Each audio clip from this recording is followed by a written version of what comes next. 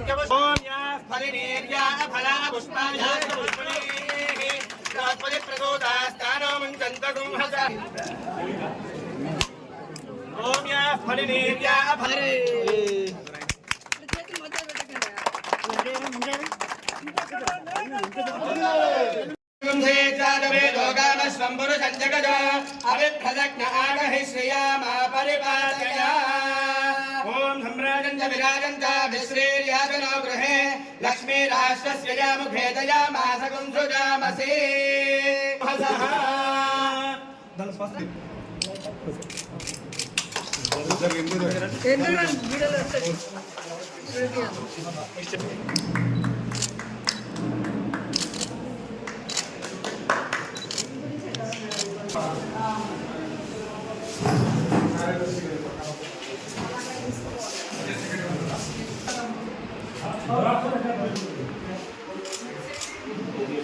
కుటుంబ సభ్యులు, సర్పంచ్ గారు, వారి కుమారులు, వారి మన్మలు, అదేవిధంగా లైబ్రరీ.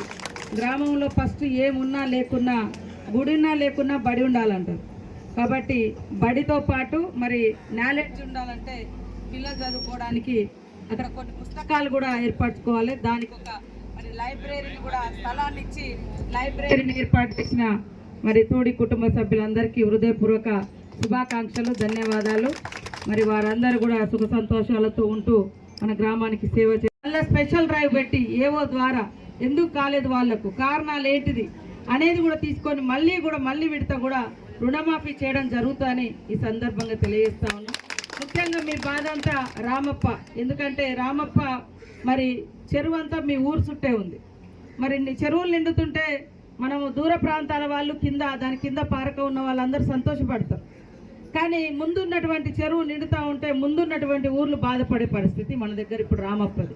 ఎందుకంటే అది ఎంత నిండి బయటకు వస్తా అంటే మరి పాపయ్యపల్లె కానీ, సింగరకుంటపల్లె కానీ, అటు పాల్సాపల్లె కానీ, కొంత బండార్పల్లి కానీ, అదేవిధంగా ఇంచెర్ల కానీ, జంగాల్పల్లి, మరి అదేవిధంగా ఇంకా మిగతా పల్లెలు కూడా కొంత ముప్పునకు గురవుతున్నాయి. గత 2 ఏళ్ల క్రితం మొత్తం మునిగిపోయినప్పుడు చాలా ఇబ్బంది పడ్డారు. మీ బాధలు వర్ణాతీతము. సరే, నాకు తోచిన పద్ధతిలో నాకు చేతనైనంతలో నేను ఆ రోజు కూడా సహాయ సహకారాలు చేసినాం. ఎప్పుడు కూడా పేదలకు సహాయం చేయాలన్నటువంటి లక్ష్యంతో పనిచేస్తూ ఉన్నాం.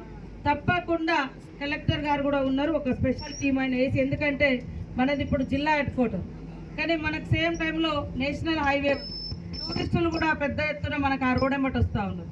చెరువు నిండినా కొద్దీ అటు రోడ్డు మునుగుతూ ఉంది, రోడ్డు బంద్ అయ్యే పరిస్థితి ఉంది. అదేవిధంగా రామప్ప నిండినా కొద్ది ఇటు ఊర్లలో కూడా మరి భూములన్నీ కోల్పోయే పరిస్థితి వస్తూ ఉంది. కాబట్టి దాన్ని ఏ రకంగా మనము సాల్వ్ చేయగలుగుతాం? వాళ్ళ దగ్గర నుంచి ల్యాండ్ కొనడమా, లేకుంటే ఏమైనా ఇంకా కొత్త టెక్నాలజీ తోటి చెరువు మరి ఎక్స్టెండ్ కాకుండా ఏమైనా చుట్టూ నిర్మాణం జరుగుతుందా ఎట్లా అనేది కూడా ఒకసారి మీరు ఆలోచించి ఎక్స్పర్ట్స్ తోటి ఒక టీం వేయాల్సిందిగా కోరుతా ఉన్నాను. అదే 2,50,00,000తోటి మరి పాలంపేట రోడ్డు కూడా 2,15,00,000తోటి పాలంపేట రోడ్డు కూడా అయిపోతుంది, ఇబ్బంది ఏం లేదు. శ్మశాన వాటికి అది కూడా తొందరలోనే కంప్లీట్ చేస్తామని తెలియజేస్తా ఉన్నాం.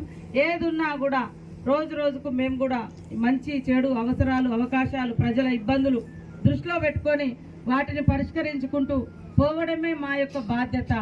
కాబట్టి మీరందరూ కూడా మరి ఈరోజు ఇంత పెద్ద ఎత్తున పొద్దున్న నుంచి ఇక్కడ ఉండి మా కోసం స్వాగతం పలికినందుకు మీ అందరి పేరు పేరు హృదయపూర్వక శుభాకాంక్షలు.